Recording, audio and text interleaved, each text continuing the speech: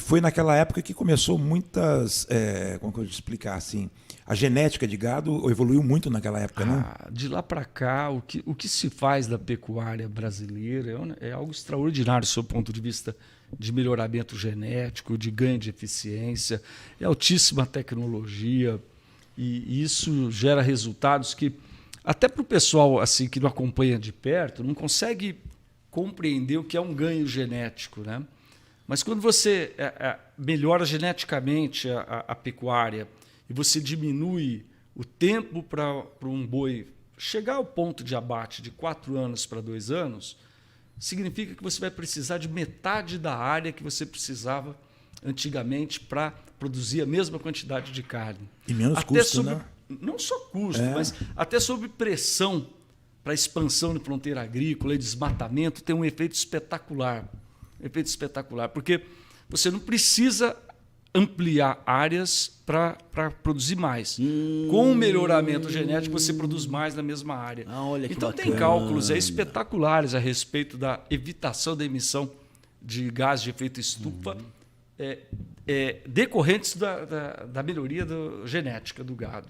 Isso está sendo mensurado, tem um trabalho extraordinário. Aconteceu agora a Expo Zebu, que é a exposição mais famosa aí do zebu do mundo, né? Claro. Lá em Uberaba. E teve um seminário, eu até participei, sobre a produção de carne carbono neutro, carbono zero. E tudo isso está sendo muito bem estudado aí pela academia, né? Aí a Viçosa, a Embrapa, né? Esses caras estão pesquisando demais, porque não é uma tendência, é uma necessidade, né? Não, e o legal é que essas coisas nascem na academia e vão depois para a vida real, né? Então, mas é o associativismo hoje que está fazendo isso, né? Que vai, tá organizado, traz isso, a academia para perto, e daí cria-se uma interface e vai embora. Bem bacana, viu? Bem bacana. Olha aí. Porque isso aí tem que chegar lá no produtor também, daí, né? Então, mas chega. Né? Na associação, a associação de semina. É o elo, né? Entendeu? Que joia. Antigamente a Emater fazia isso muito bem, né? Que era a transferência de tecnologia dos institutos de pesquisa. Sim. Hoje, em muitos estados, a Emater foi desconstruída, né? Foi. Enfim, já não é mais o que foi. Sim.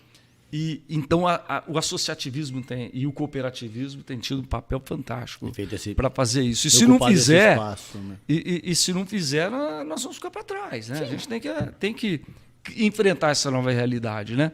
Aquela realidade da pecuária que desbravava fronteiras, né? Que desmatava. Que não só desmatava. Quem desmata mesmo é o produtor de madeira, né? Ah, não, claro. O boi vem depois, o boi é consequência, né? Usa o espaço que já está desmatado, né? A frente é a madeira, depois o fogo, né? E o boi, né? O pé do boi para plantar, inclusive, o capim. Era isso, né? Era isso que existia no Brasil. Hoje não.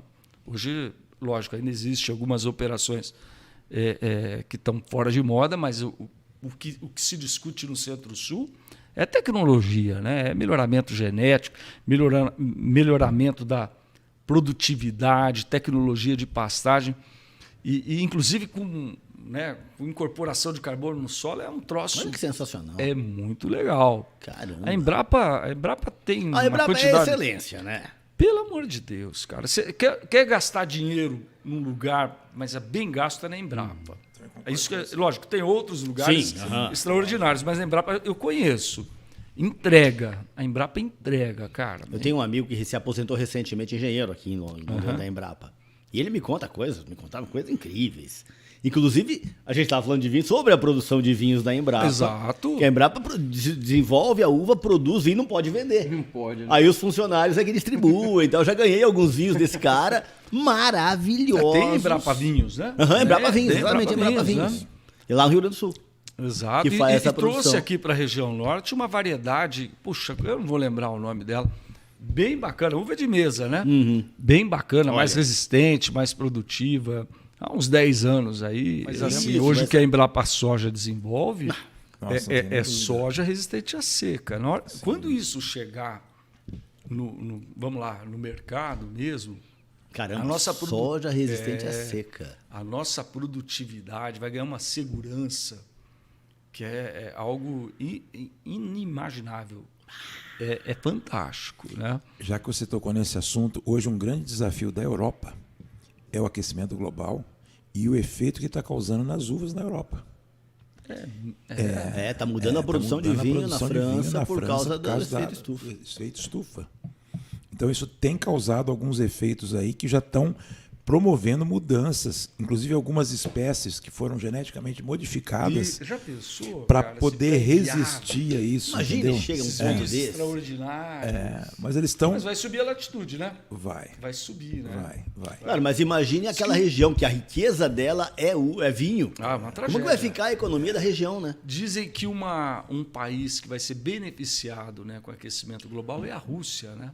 Que tem uma expectativa de ampliação de áreas de produção. Claro, se degelar, metade da Rússia é Os gelo, caras né? querem saber de queimar petróleo. Estão nem aí com Estão nem aí, né? Não, com estão isso. nem aí. Eles querem Quer mais é que esquente mesmo. Quer né? mais é que esquente. Tem um estudo bastante preciso que a Rússia seria um dos países Mas muito é um beneficiados. absurdo também aquilo. Congelado. É lá, muito né? grande. É muito grande. Muito grande e E muito pouco explorado. exato, Né? porque é muito frio.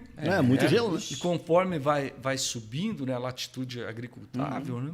Diz que a Europa teve, né, acho que é no início do século, lá pelo século XII, mais ou menos, um aquecimento, né? Teve. E esse aquecimento viabilizou antigamente a agricultura era só no Mediterrâneo, né? Viabilizou a drenagem da França, da Alemanha, e daí a agricultura subiu, começou a ser agricultável a própria Ucrânia, Inglaterra. que hoje é um celeiro da Europa. E aí gerou riqueza, excedente agrícola, os feudos se organizaram. Tem um impacto na economia, mudança climática, né? Imagina agora. Pois o é. impacto vai causar, né? Pois é, lugares que vão esquentar demais e lugares que pelo calor vão se resolver, né? Que hoje são... E não só a Rússia, mas todos aqueles países nórdicos, né? Que são muito gelados. Imagina certeza, né? A Noruega vive disso, né? Eles Sim. ficam dando dinheiro para o fundo da Amazônia, mas o negócio deles é petróleo, né? Sim, claro. Vivem disso, Que né? é o que dá pra fazer, né? Só tem gelo, né? A Holanda também adora Pois tirar é. o petróleo, né? Todo mundo, Caramba, né? Eu sou que- contra. Por mim, a gente botar uma rolha. A gente botar uma rolha no pré-sal, cara. Eu sei que é Sim, eu- radical. É radical falar Aham. um negócio desse, mas a cada movimento na direção da ampliação da exploração do pré-sal, me parece que nós avançamos num conflito geopolítico gigante, que a gente não tem tanta desenvoltura ou força para lidar. Não temos braço E vai pra na aguentar uma contramão briga daquilo dessa, que a gente sempre fez, né? Que é ter energia renovável. Né? O Brasil é um exemplo, né? Sim, isso Sempre é muito legal, foi, né? Sempre foi. E a gente... e também é triste falar isso, né? Imaginando a riqueza que possa gerar e que pode fazer muito bem para a população também. Mas eu acredito que a gente devesse apostar em outra direção mesmo. Né? Não, olha só que viajado. Também você me dá uma taça de vinho? Aí, Isso que aí eu foi vou uma taça viajando, até né? agora. Falei que era para ótimo, viajar. mas é ótimo, mas Olha é só ótimo. onde é que a gente Eu foi sei que você parar. gosta A de gente viajar. foi lá no agro, já foi lá pro pré-sal já. entendeu? Vamos voltar ao Zebu. Rússia, Rio de Janeiro. Vamos voltar ao Zebu e vamos voltar à pecuária. Sei. Londrina tem uma história na pecuária muito forte, né? E eu queria que você comentasse com a gente um pouquinho dessa história que você sabe, da Rural, as associações nacionais de criadores que tem na Rural, essa coisa que Londrina tem referência, né? Mas não só isso, nós estamos vivendo um momento extraordinário, porque o londrinense, né, Gabriel Garcia, acabou de ser eleito presidente da Associação Brasileira dos Criadores de Zebuíno. Olha só. A primeira exposição dele foi agora, lá em Uberaba. A primeira Gabriel exposição- Garcia? Gabriel. Olha. É o presidente da poderosa ABCZ. A ABCZ é uma instituição realmente de respeito, viu? E ele é neto do Celso Garcia. Celso Garcia foi o cara que, um dia, né, indignado, né, com a impossibilidade de ter acesso à melhor genética do Nelore, foi para a Índia.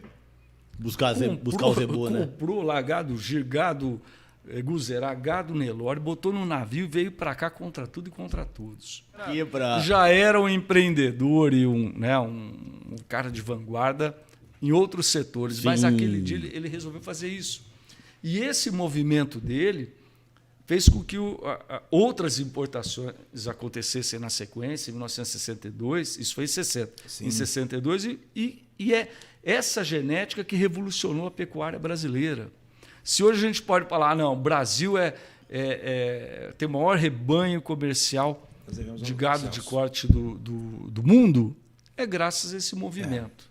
Se não tivesse acontecido isso, nós não teríamos atingido o patamar. Que não é o poder da iniciativa. O Kiref, É da ousadia, né? Tem até um livro que conta essa história, né? Tem do Domingos Pellegrini. Que foi uma história assim, bem interessante. Os tempos do seu né? Celso. Lá tem uma frase que eu uso na minha vida. Vou contar para vocês também. Pode usar que é boa, né? Que é do seu Celso. Como é que é exatamente? Tudo, né? Como é que é? Para fazer qualquer coisa só existem duas formas. Isso ou mesmo. bem feito ou mal feito. Não, é um pouquinho diferente. Só existem duas formas de fazer qualquer coisa. Isso. Ou bem feito ou do outro jeito. É demais, né? Eu escutava isso do Neco. Eu guardei na memória como bem feito ou mal feito. Eu escutava essa história do Neco todo dia no Rural. Eu guardei desse jeito. E é verdade. Para quem não sabe, o Edmilson trabalhou na Rural, isso, né? Exatamente. E por isso que ele tem essa referência da excelência genética da nossa região, que tinha o gado marquejana, cimental, quianina, algo espetacular. Limousin.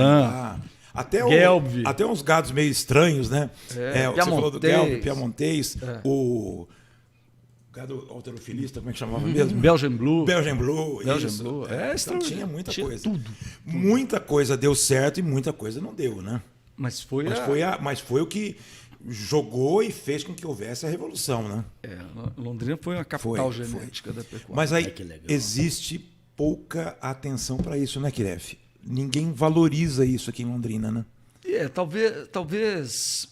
Será que não é mal divulgado, mal contada essa história? Acho que a gente levou um certo azar também, né?